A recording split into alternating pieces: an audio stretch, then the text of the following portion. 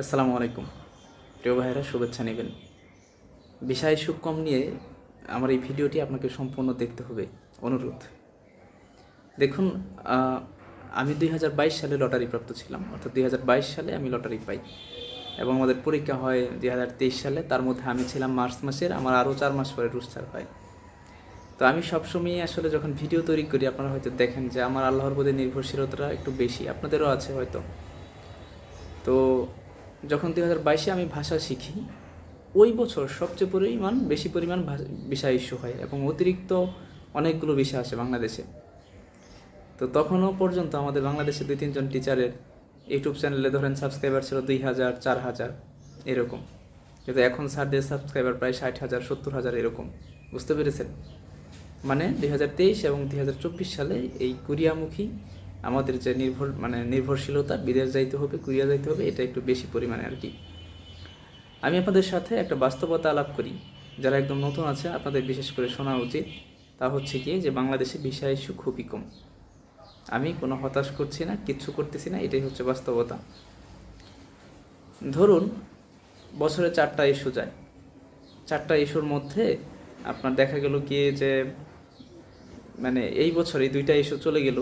2টা ইস্যু থেকে আমার মনে হয় সর্বোচ্চ 1200 বা 1300 এরকম ইস্যু হয়েছে। কিন্তু যদি 1000 জন ইস্যু হইতো, তারপরেও সংখ্যাটারে আমার কাছে একটা ভালো পরিমাণ মনে হতো। তো যেহেতু এখানে ধরেন এই যে 1200-1300 বিষয় ইস্যু হচ্ছে, ধরেন এক বছরে নয় 3000ই হলো, 3500 হলো, কিন্তু এক বছরে কমপক্ষে 15,000 জনের কিংবা কমপক্ষে 10,000 জনের রোস্টারের মেয়াদ 2 বছর পূর্ণ হয়ে যাবে এবং ওনারা বাদ পড়ে যাবে। এখন আপনি কিংবা আমরাও কিন্তু এই লিস্টে থাকতে পারি।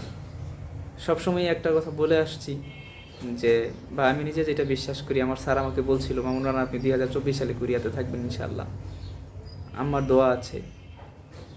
এই যে এত অনিশ্চয়তা, এই যে হাবিজাবি, এই সব কিছুর ঊর্ধ্বে গিয়েও কিন্তু আমি অন্তত আমার নিজের নিয়ে বিশ্বাস করি ইনশাআল্লাহ বাংলাদেশ থেকে ওই 1200 জনের মধ্যে, এক বছরে ওই 2500 জনের মধ্যে আমিও একজন হব, এটা আমার বিশ্বাস।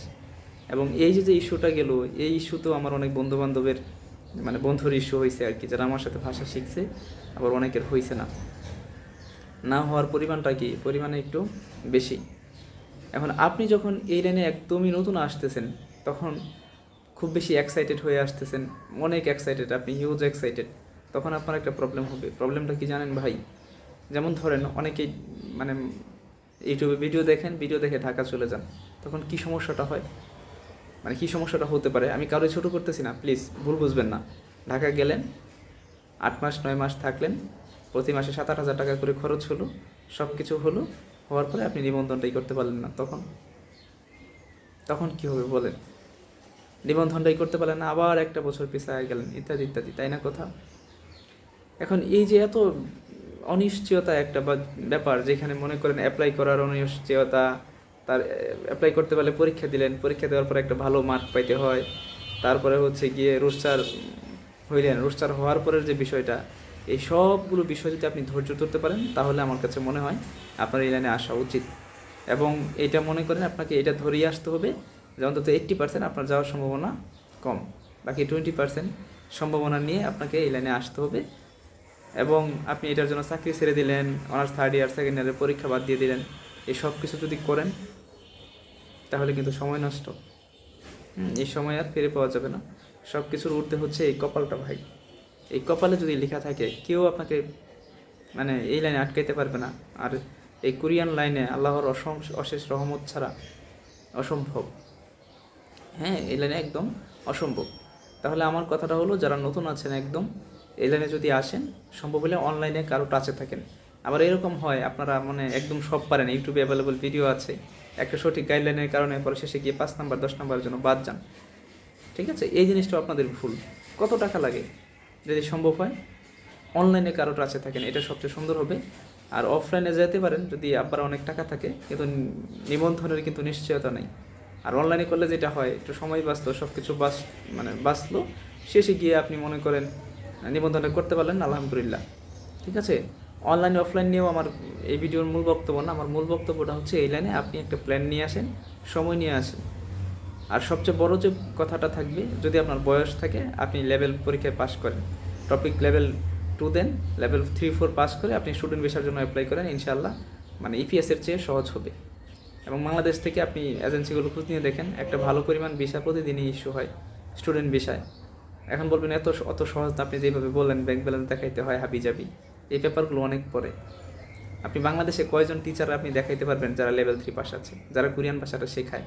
এই শেখানো নিয়ে আরেকটা কথা বলি, যারা আমার মতো মানে আমি তো 2022-এর ছিলাম, এখন যারা পাস করতেছেন দয়া করে কোরিয়ান ভাষার কোচিং সেন্টার খোলার কোনো দরকার নেই, এটা কিন্তু বেশি দিন চলবে না। হ্যাঁ, আপনি মন চাচ্ছে আপনার এলাকায় একটা কোচিং খুলে বসে থাকলেন, লাভ নেই। আপনি নিজেও লেভেল 4-5 পাস করেন, ইনশাআল্লাহ ভালো হবে। হ্যাঁ, এখন লেভেল 4-5 পাস করে আপনি আপনি স্টুডেন্ট বিষয়ে অ্যাপ্লাইয়ের চিন্তা করেন, আশা করছি এটা আপনাদের জন্য সবচেয়ে উত্তম হবে আর কি। তো বিষয় ইস্যু খুবই কম, যারা রুস্টার হয়ে আছেন হতাশ হওয়ার কিছু নেই, আল্লাহরে ডাকবেন, ইনশাল্লাহ এমন হইতে পারে করোনা পরবর্তী যেরকম হয়েছিল, আল্লাহ আগামী যে ইস্যুটা আছে এই ইস্যুতে আবার সব সহজ করে দিল, আবার কুরিয়ার সুদিন, আবার ইপিএসের সুদিন আসবে, এরকম হতে পারে না? তাহলে এখানে তো আমার হাত নেই, আপনার হাত নেই, কারো হাত নেই, আল্লাহ যা কপালে রাখছে তাই হবে। আর সবাই আমরা বেশি বেশি মোনাজাতে থাকবো, সবাই সবার জন্য দোয়া করতে থাকবো, ইনশাল্লাহ আশা করি ভালো কিছু হবে। ঠিক আছে, এই হচ্ছে কথা। একই কথা হয়তো ঘুরাই পাশে আমি বারবার একটাই বললাম, তবে নতুন যারা আছেন আপনাদেরকে সতর্ক করে দিলাম, সব কিছু বাদ দিয়ে এই লাইনে আসবেন না। সবাই যদি সব কিছু বাদ দিয়ে না আসেন, তাহলেই কিন্তু এটার একটা মানে ভারসাম্য বজায় থাকবে আর কি, ভারসাম্যটা বজায় থাকুক। আর আপনার কপালে থাকলে আপনাকে কেউ আটকাইতে পারবে না। ঠিক আছে ভাই, সবার জন্য দোয়া, আমার জন্য দোয়া করবেন। আসসালামু আলাইকুম।